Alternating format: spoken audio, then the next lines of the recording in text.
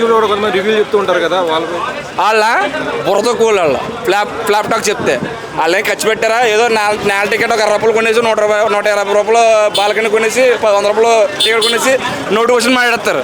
అవన్నీ వర్తించవు. సినిమా కష్టపడినప్పుడు తెలుస్తుంది. అది ధనుష్ గారి యాక్టింగ్ చాలా బాగుందన్న. అది మెయిన్. గారు ధనుష్ గారు ఇద్దరు ఎవరు యాక్టింగ్? ఇద్దరు బాగుంటారు. ఇద్దరు బాగా చేశారు. ఇద్దరు ఎవరిని కంపేర్ చేయకూడదు. ఇద్దరు బాగా చేశారు. క్లైమాక్స్ కొంచెం ఏదో తగ్గింది, ఇన్స్పైర్ అయింది అన్నారు. ఏం అవ్వలేదన్న, ఏం అవ్వలేదు. ఒక డబ్బున్నవాడు మతం తొక్కించడానికి లాస్ట్ని ధనుష్ అన్న అడుక్కోమంటాడు. మా విలువ అంటే తెలుస్తుంది నీకు అని అడుక్కోమంటాడు.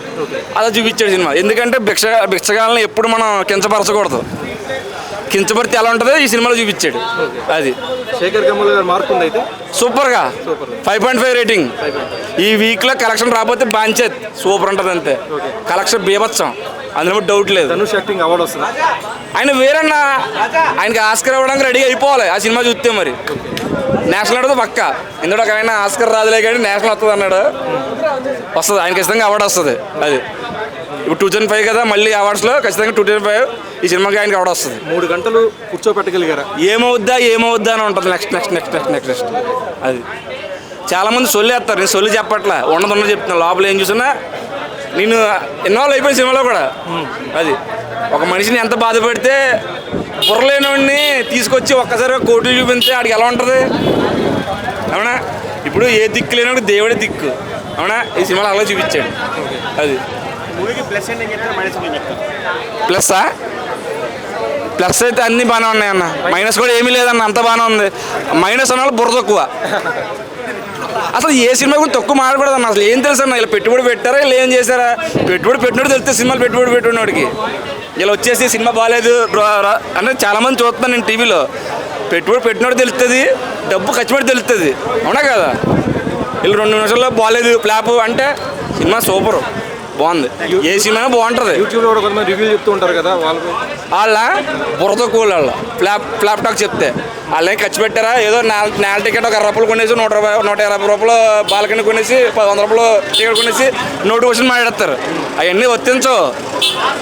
సినిమా కష్టపడినప్పుడు తెలుస్తుంది. అది ఫైనల్గా ఏంటంటే సినిమాకి rating 5.5 rating. Cinema block buster world wide బీభత్సం కొడుతుంది. 300 కోట్లు పక్క కొడుతుంది సినిమా. అది ఈ వారం పక్క ఎంటర్టైన్మెంట్.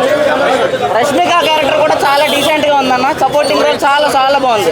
స్టోరీ మాత్రం చాలా డీసెంట్ గా, చాలా యూనిక్, కొత్తగా ఉంది. చాలా బాగుంది మూవీ. సెన్సేషనల్ హిట్ అసలు. ఎమోషనల్ బాగా క్యారీ చేశారు. Very nice. Dhanush acting peaks అసలు. ఫస్ట్ నుంచి లాస్ట్ వరకు అసలు తగ్గలేదు. చాలా బాగా చేశారు. ఆ ఎమోషనల్ బాగా క్యారీ చేశారు. Heart felt. Very nice. Social మీడియాలో 3 గంటల సినిమా కదా బోర్ అంటున్నారు.